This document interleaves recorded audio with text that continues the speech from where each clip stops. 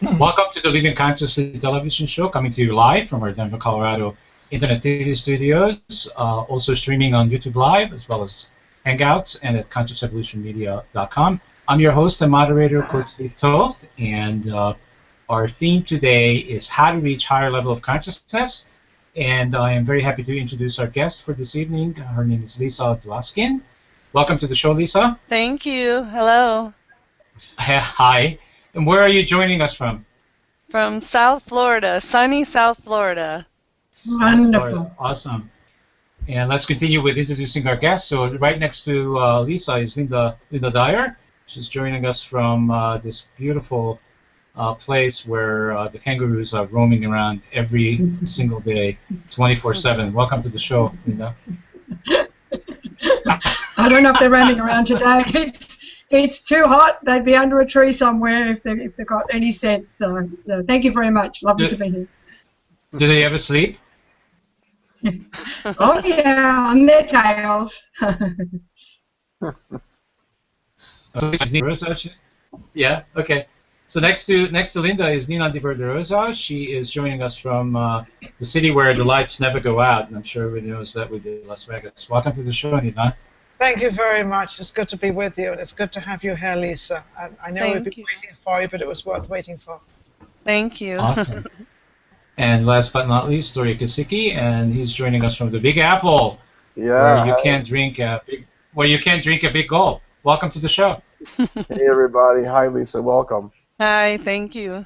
All right. So we got this fantastic theme, which is how to reach higher level of consciousness. I'm still working on just reaching consciousness. I don't know about you, but how do we tell that we are at a higher level of consciousness, Lisa? Well, I think when our lives become more peaceful and we love ourselves more and we're in a happier place, I think we know that we're reaching a higher level of consciousness. And what I also was hoping we would talk about is meditating is how we can reach our higher level of consciousness. When you can go into a meditative state and stay there and quiet your mind, I think that's when you know you've reached it. I want to ask you something about meditation, that when you first go into meditation, and it's like you try to make your mind a blank, is that the way you do it? Because I don't think a lot of people know how you kind of get into it. Well, it takes time for you to get your mind blank for even probably 10 seconds or 30 seconds.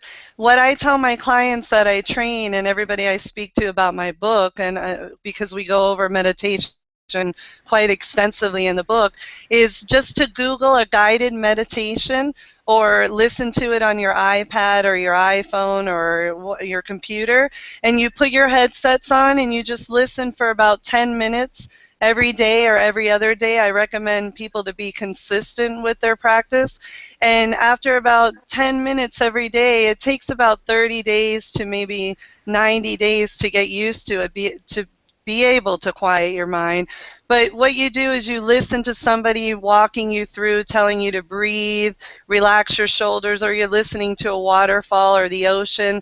And every time you hear something pop up in your mind or something negative or a thought, you just go back to listening to what the guided meditation teaches you to do, and that'll help you to silence your mind. It takes time and practice, of course. Lisa, hang on for a second. So I don't know about that, but all I know is my own personal reference, and I could be maybe a slow learner, but I worked most of my life to quiet my mind, and I just recently accomplished it 2 years ago. So I worked on it for like 30 years. And would you do it every single day consistently and make it like a spiritual practice, or did you do it sporadically? Yes, I come from a personal junkie state of mind. Oh, okay. Yes. I meditated everywhere I've gone, and all the courses I've done and all the things I've done. Yeah, everywhere. So do you think, Steve, do you think that you were meditating in the wrong way, that it took you that long to actually get to where you wanted to get to 2 years ago? I don't know if there's a right way or there is a wrong way to do it. All I know, matter of fact, I know that there is no wrong or right way. All I know is that for me, because I've listened to a lot of people and a lot of my coaches telling me to quiet my mind, but that's easier said than done for me. I mean, I don't know about anybody else. I mean, let's share with the viewers. Tell me how many of you are able to quiet your mind for a consistent period of time. Consistent meaning more than 10 minutes. I'm gonna jump in here because I just made an analogy the other day. I had in front of me my favorite meal just got delivered, and as I opened up the bag, I was thinking about how hungry I was, and I was so concentrated on what I was about to eat that I literally felt like I was in a meditated state of bliss, waiting and anticipating to eat. I'm serious. Shrimp parmesan and spaghetti. And literally for 3 or 4 minutes, I was in a meditative state of mind. Now, it sounds like I'm making light of this, but I meditate on a regular basis, and that was probably the most intense meditative state I've been in a long time. But did it taste good? I hope it tasted good after I can still taste it when I think about it now. And I'm going to order another. I might go get some after the show. And see, exactly that was a meditative state. So you don't really have to be sitting in a cross-seated position saying Om or anything like that. Yes. You could just meditate even by taking 3 deep breaths and quieting your mind for 5 seconds. 30 seconds a minute, that's meditating right there. So maybe we all try to put too much emphasis on staying in a meditative, still state for a long period of time. I don't think it has to be that long of a period. That sounded like a great meditation you had. Well, maybe that's, Lisa, because we have tons of experts out there and they're all telling us to do it in a certain way, and there's always the right way to do it, and I don't think there is a right way. No, there is me just neither. There's just a way to do it. However it is that you get to it, each individual gets to it is the perfect way. Mm-hmm. And I agree with that.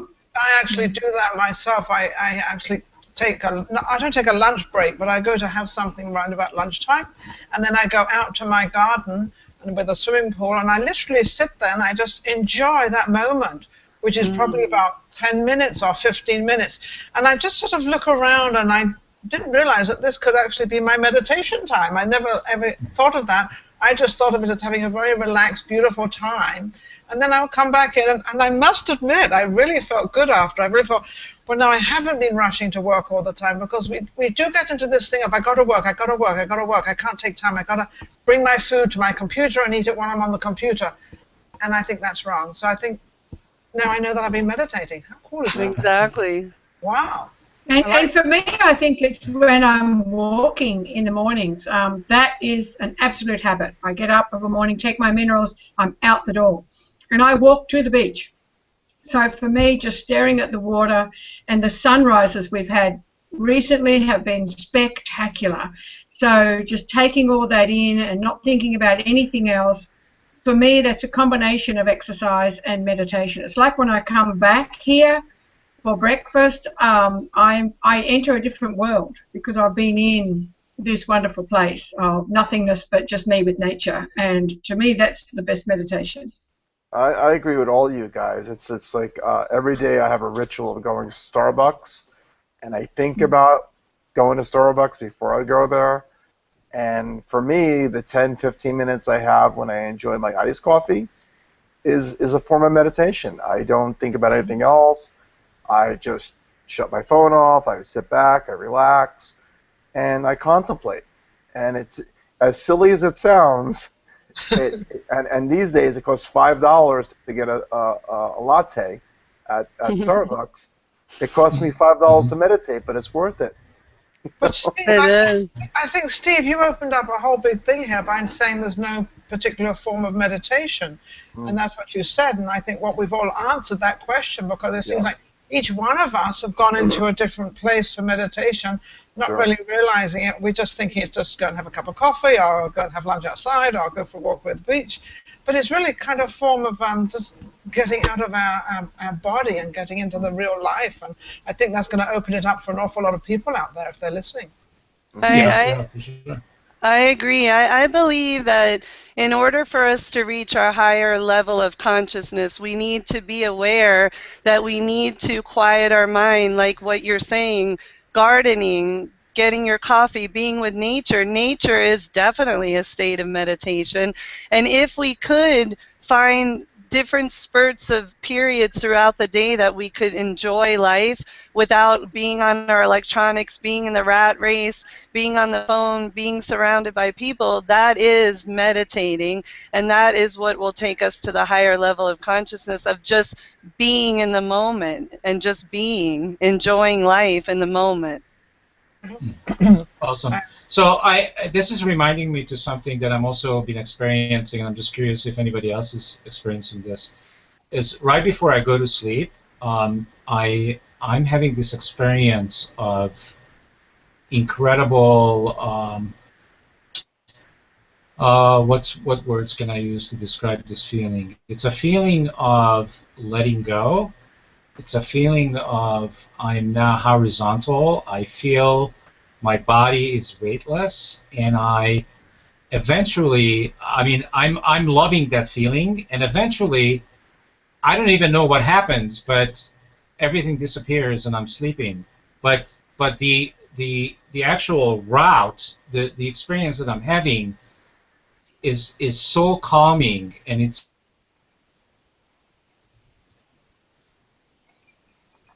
almost like. We lost you, Steve. You lost me? Oh, there you are. Oh. You're back again. We heard level of calming. That was it. I lose myself all the time. So it's almost like it's almost like going to sleep with the beautiful blue sky and hugging hugging the sky. That's what it feels like to me. It's like I feel completely weightless. I feel like I'm about to fly, and then the next thing I know, I don't know nothing. You're asleep. Yeah. That's it. So would that be a form of meditation as well, do you think, or Oh, for sure, I would say. Absolutely. Yeah, definitely. And I'm going to ask you another question, Lisa. The other night I was going to go out. I'm in Vegas, so everything starts very late here, and my function wasn't starting until 9 o'clock. And I'm slowly sort of, I'm really not used to going out at 9 o'clock, and maybe 8 o'clock or 7:30. But so this was a little late, but it was okay. But I'm slowly getting ready, and I'm really dragging myself. And then I suddenly sat down, and I thought to myself, do I really want to go to where I'm going? So I sort of calculated everything, and I thought, am I in a better state where I am now than going there? And I calculated the whole thing, and I didn't go because I felt more relaxed, and I felt so content after I had made my mind up of not going. But I had this little anxious thing of, should I go, shouldn't I go? And I just made up my mind that saying, no, I don't really want to go.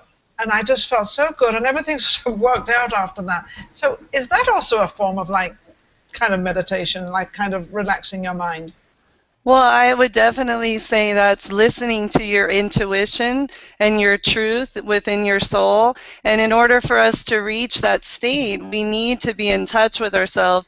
And in order to be in touch with yourself, you meditate and you relax and you silence your mind and you're more in tune to your inner feelings and you listen to it, which is a beautiful thing.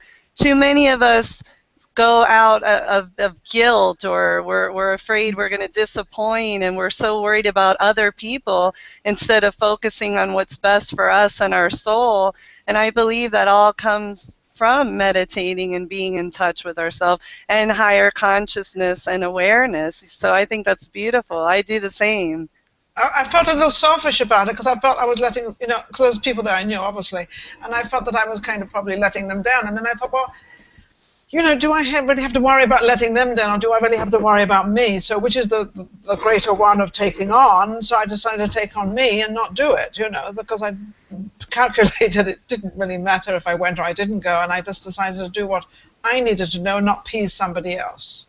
Exactly. And for another show, we could talk about maybe you could have gone out and something could have happened, and your intuition and your soul told you not to go. That would be a good topic for another That was discussion. exactly, well, I'm going to tell you the end of the story. I'm going to tell you what was in my mind as well. I had a funny feeling that something was going to happen to me in the car, my car I was driving. I just felt something was going to happen, and I didn't know what it was. And I decided that I'd rather not go. So I had all these things going on, but I did have an incident about my car. See? And that's from being on a higher level of consciousness and listening to the universe and listening within yourself. That has to be our next talk for sure. That is amazing. So you were dialed in, you know. Yeah, I was. That's what I call that. So hey, I'm really curious. I'm really curious about something in reference to Ninon and also Tori. Both of you are living in a place, I mean, New York City and Las Vegas, very different cities, but it's very busy, and from my own personal experiences, there is tons of negative energy at both places. How do you integrate consciousness into physical environments like Las Vegas and New York? Do you want to go first, Tori? That's a great question that I've been asking myself for 2 years now. So I'm living in New York for 2 years, and I've been a country boy my whole life. And when I had a need for finding myself, I would go to the beach or I would go to the forest. So here in New York City, there is no beach and there is no forest. and in the wintertime, it could be really cold, and desperate's the word that comes to me, you know. And I had to find a new way to find peace within myself. And what I do now is I go into sessions which are called prana breathing, and it's a more in-depth sense of meditation, where I don't have the ability to go into the forest or to the beach or go on a nature walk. So I go into a breathing ritual, and that's my way in a very hectic society. To make it really brief, anytime anybody gets stressed, no matter where you are, no matter what's going on, you could be in a subway station, just taking 20 deep, full breaths is a sense of deep meditation. If your only focus is on your breathing, and that's what I do now. I do it several times a day, and it fills my need. Mine is probably a little different living in Vegas, but I'm definitely a city girl. I like to go to the country and I like to go to the seaside, but I like a city. I like activity. Not necessarily going to it all the time, but to know it's there, that I can go to it. But I have learned to choose where I want to go and where I don't want to go. And I usually go to places, being very selfish, to my advantage, because it's a waste of time doing it for somebody else's advantage. So, and I'm very happy. I can be a loner. I can be with people, or I can be alone. So I love my alone time an awful lot. But being a Gemini, I've got these two people going along here. So I've got the best of two worlds, and that's how I look at it. I'm not uncomfortable staying home and doing things and relaxing or whatever. I know I don't have to do these things, so I don't do them. And then when I'm out, I have a wonderful time, and I enjoy it very, very much. But I do choose where I want to go and what I want to do, and I've learned to do that. It took a little while, but I love people anyway, but I also love my quiet time, and I'm able to have that quiet time. I don't know how, but I manage it. Yeah. So Lisa, would you say that that actually going inward and quieting our minds and starting these meditation practices, however they look like, however they feel like, is probably one of the most important things that humanity can do for themselves right now at the place and time that we're currently living? Yes, definitely, for sure. And also, just to touch on what we were just talking about, for the people that live in the cold weather and it does get dark and dreary and cold, total opposite from what I'm going through here in Florida. I'm sorry, but what I recommend for everyone up north to do is, besides the meditating, is to feed themselves with positive energy. The minute they wake up, read positive affirmations, talk to themselves, read something on Facebook or in the newspaper that's positive, not negative, not most of the news stations, unfortunately.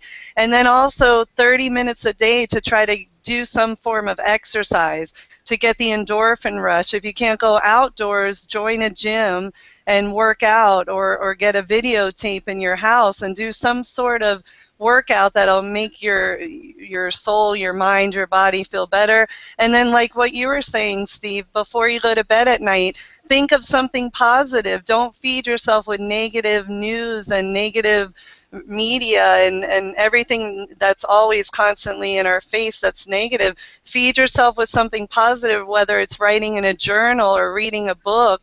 And if you do all that, it would make your days a lot better during the winter and the cold climate when you're up north, I believe. Well, I think Lisa, that works for, that doesn't matter where you live though. I think, like, I'm in the city of Sydney, which is just like San Francisco or any other city, so I love to be able to hop on a bus and I'm in the city in 20 minutes, or I walk to the beach and I'm in there 10. I chose not to live right on the beach.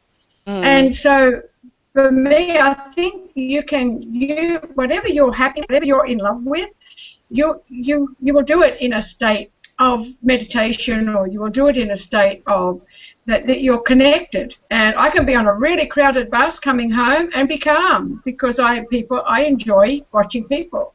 Or, you know, other people can be on a crowded bus and they're panicking or they're complaining. I think it's our meditative state, I think, is our own state of mind that we choose to be in under any circumstance.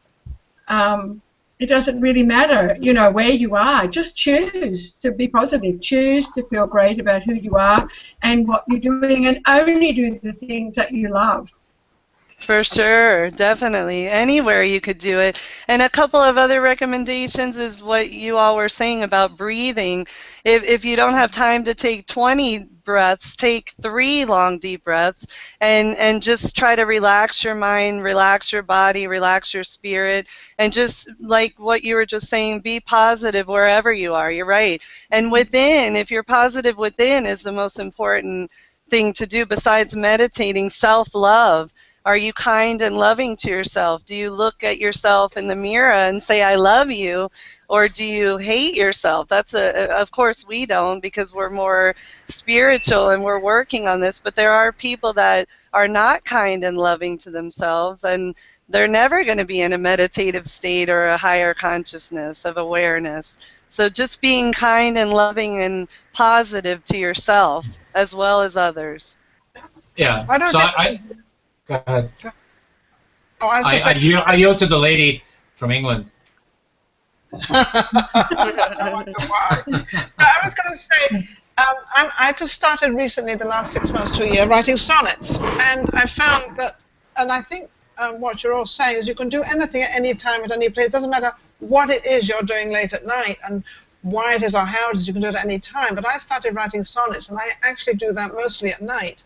And I put this beautiful soft music on, and it's amazing how the brain, and it's very, Ernest, I forgot his last name, but Ernest anyway, and this incredible piano player, and I love the music, and there's certain parts I love. And I find that it relaxes me, but I just find the words start flowing, and I don't really have to worry, and I'm just typing away and having a grand old time, and it's just, it can be 1 o'clock in the morning that I can do that. So I don't think there's a definite time or place to do anything. I don't think you have to write a book or write sonnets or anything at a certain time. I think you can do it at any time or anything that you like at any time. Mm-hmm. Yeah. So I just want to make a suggestion. I begun a lot of corporate consulting in the last 6 months, and it continues on. I just got a new contract for a very large real estate office, like 1,200 people, and I keep hearing this, and this is something that I very strongly feel that needs to be shifted. The way we we are perceiving time. Everybody keeps saying we don't have time. And what I am suggesting is that we have all the time in the world. There is no lack of time. There is no You're right. and I don't want to say there is no time, because people have a hard time with that one. So I'm not going to say that. But what I'm going to say is there is all the time that we all need to be and to do everything that we love and we are joyful about. There is no lack of any of it. So please, if people could shift and stop saying we don't have time, that is just so not accurate. I think, Steve, you know, that came with that word like time management. They asked me to teach it when I was at uni, and I went, I don't believe time management. I think it's activity management. I don't either. Yeah. If I only ever got 24 hours, nobody's you can't manage. You can't even manage 24 hours. So how can you manage something that doesn't even really exist? It's exactly. just a made-up thing. But you can manage your activity within the 24 hours. Yes. So yes. taking time, and if we need to eat and drink, act and think differently, what do you want to let go of so you can do those things within the 24 hours? I find gratitude prayers, for example, brilliant at night. The next thing I know, it's morning. You can be, you know, if people can't sleep or they don't know how to meditate properly, start being grateful for the little things that you do have in that time, and you'll just drift off. It's just the most beautiful thing to do. And we're being grateful now. You might say, oh, I need to get up and do work on the computer.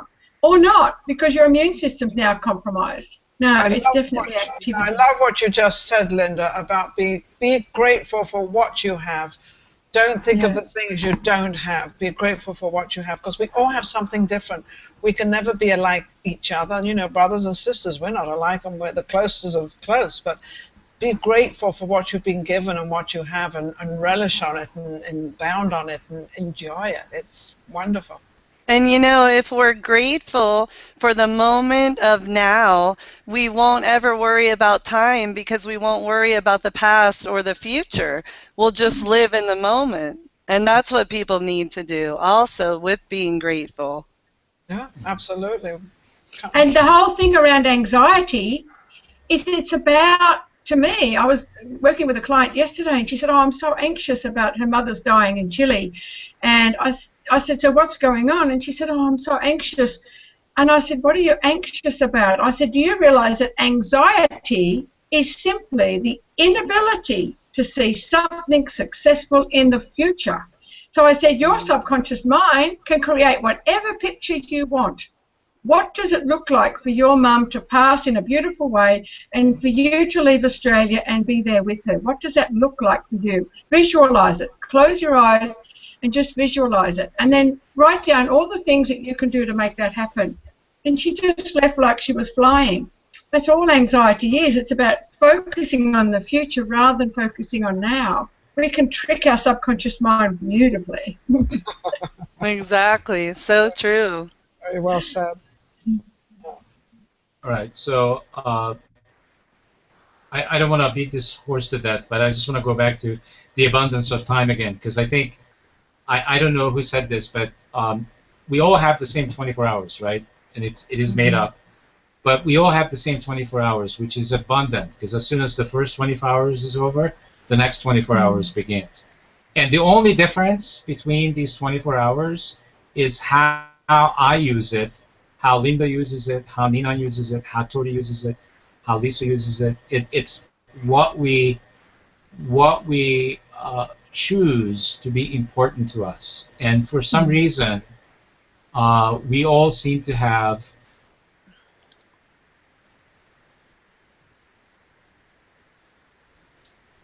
Oh, it must be cold in Denver. He's frozen. Yeah. He keeps freezing up. Very well said, Linda. We lost you, Steve, but you'll be back in a second. But he's right. You know, 24 hours was just made. It was just made in 24 hours. Let me say, you have to get up at 9 o'clock and you have to go to bed at 10 o'clock. We can do anything we want with 24 hours. It's hours. I mean, everything is hours out there when you think about it. There you are, Steve. You're back again. Okay. Is he I don't back? know what happened. Yeah, I'm back. I'm back. I'm shifting in and out of higher levels of consciousness. We heard about, we all have the 24 hours. It's a matter of what we do with it. I just did a seminar with about 15 women last week who are all fitness women who work out. It was at a yoga studio. And I asked them, do you make time to work out? And they all do. And then the next question was, do you make time to work on your mind and your spirit with spiritual workouts or meditation? And they all had an excuse for that because they're not willing and able yet to work on that. After the seminar, they were much more excited and they learned so much. And I believe it's just letting people be more aware of what they need to do and what they need to make priorities in their life within those 24 hours to make themselves better, healthier, and happier, to live longer, fulfilled lives. Yeah, Lisa, I agree with you, because everything that we've been talking about the last couple of minutes is not only about time, it is about priorities. And when you prioritize the things that you do in the time that we have, I think we feel more accomplished, and then we feel like we've accomplished more in the same amount of time when the things that we do are more important than the less important things that a lot of us get caught in that trap of, well, let me do this, this, and this because it's easy, but it's not as valuable in our time than something that's maybe more difficult. Like you said in that example, not putting aside time to do spiritual work because it's more difficult, so it gets left out, you know. So I think there's definitely a comparable to time and quality of purpose of what we do in that time. That makes sense. I agree. Maybe it's because people don't see the results right away. It's because everything's quick now. You know, let's see results. And a lot of times when people think they've got to get into the spiritual place and meditate and do all these things, they don't really see it right away, but they don't realize that it is right away, and it has calmed you right away. But a lot of people, I don't think, really quite understand that because it's not black and white. That's how McDonald's became a multi-billion-dollar company. We can't talk about McDonald's. Guess what? They are losing huge market share right now. Yeah. They fired their CEO. They have a new CEO, and things are not going well, which makes me very happy. It's all about karma.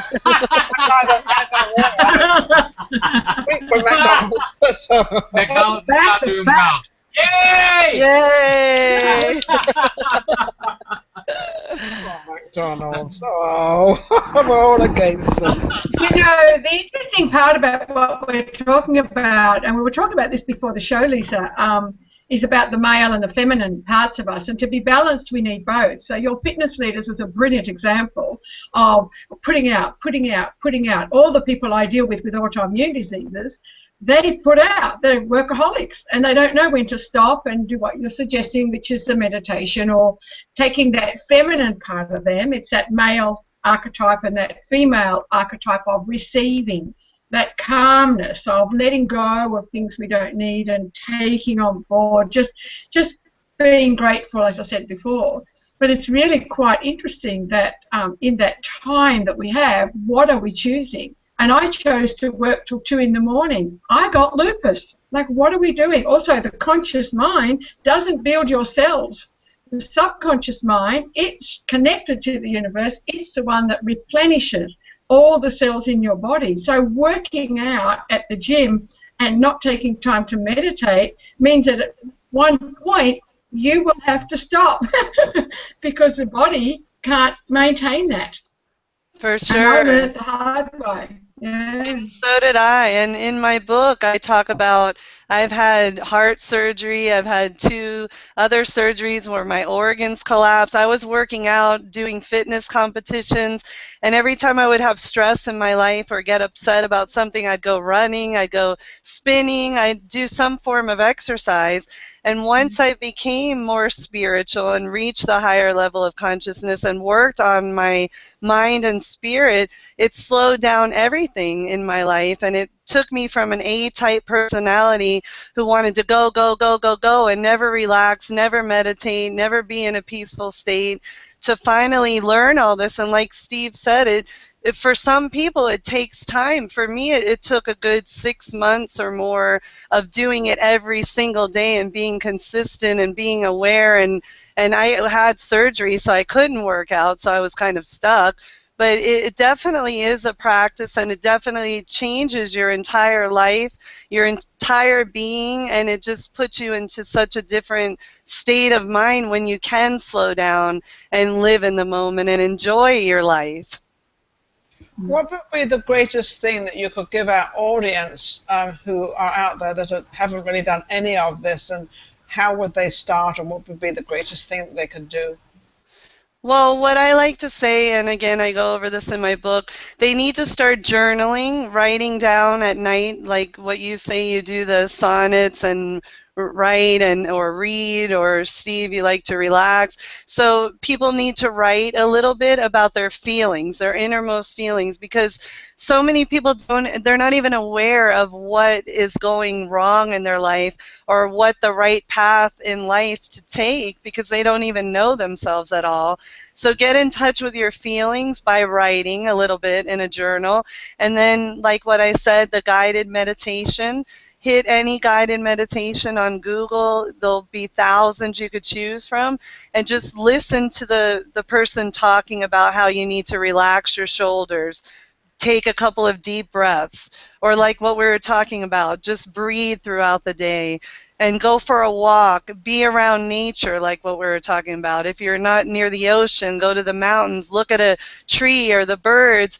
Just start that way, and in time it'll get easier and easier, and then your spirit will be driving you towards it, and you'll be wanting to do it more and more because you'll be feeling so much better. And I also learned, Lisa, that the first two things to relax are in fact the jaw and the stomach, because that's where we hold a lot of our stress and tension. And last night it was interesting because, not knowing what the title of the show was, I found myself, you know, when I went to bed, I could feel this tension here. And I just remembered, come on, you know, you teach this. So I taught it to myself, and I just relaxed my jaw. I don't think people realize how heavy their jaw is when they're holding on to stress or tension. I agree. Just let it go. And I was out in no time. Just let the stress go in the jaw, and especially in the tummy. It doesn't matter if it flips to one side or the other.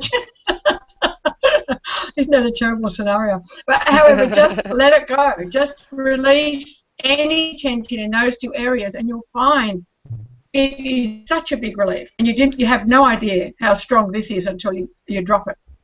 I agree with you, because in the classes that I teach, which are boot camps and hardcore classes, I force my clients, which is usually anywhere from 20 to 30, 40 women in a class, I force them at the end, because they enjoy my class so much they'll do it, to lie down and do a 5-minute meditation.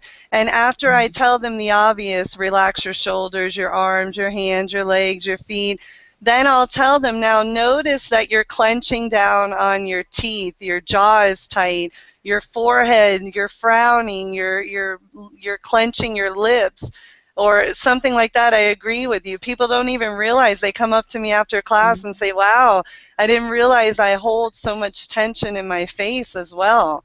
So I agree with you on that. Awesome. It's funny, none of us have tension.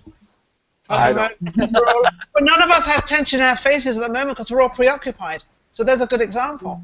Yeah. We're not thinking. We're out there. We're preoccupied with something else. We're doing what we're doing right now, and none of us have that tension. I guarantee that. No, right. Yeah. So there it is. Keep your mind active. Oh, Tara, what are you thinking, Tori? I'm thinking I'm feeling tense whether I'm tense right now. You don't. You're tense trying to get whether you are or not. I'm a little bit stressed whether or not I'm stressed. I can't tell. I think we're all in a higher level of awareness and consciousness. And the funny thing is, another thing I'd like to tell to our viewers, when you think you reach the state of a higher level of consciousness or spiritual enlightenment, think again, because you're never really there. It's a continuous growth, a continuous process, continuous education and knowledge, and you just got to keep going with it, and it just keeps getting better and better. I like that. Oh, wow. Yeah. Like the world, it's a continuation. It's round. Now I'm really. Never stops. Now, did I make you more tense? Oh, dear. Oh, dear. Get hold of your doggy, Candy. What was the dog's name? Candy. Cookie. Cookie. The cookie. Something. There you go, Cookie. All right, guys. Well, I hate to do this, but I must because I have another appointment to go to. So this was absolutely fantastic. Thank you so much, Lisa, for shedding the light on higher levels of consciousness and also on meditation. I think we all had some fantastic things to share with our viewers, and I just want to make sure that our viewers know if we touched a move that inspired you during the show or any of the shows that we are doing every evening on this network. Keep coming back to ConsciousEvolutionMedia.com. Keep watching the shows on our YouTube channel, and hopefully the shows that you like the most are getting up on the top 10 list and every month, and then we have the possibility of taking it to public television. So thank you so much, Lisa. You were fantastic. The cast was absolutely fantastic. Thank you for being so engaged, and have a wonderful evening. And there's all the time there is, which is abundant. Thank you, and a very cute dog. Thank you all so Have much. a happy birthday, Steve. Happy Thank you birthday. so Bye, much. Lisa. Bye. Tomorrow I'll be 29. Happy birthday. Thank you. Take care. Bye-bye. Thank you. See you Bye. guys. Bye. Have a good evening. Bye. Bye.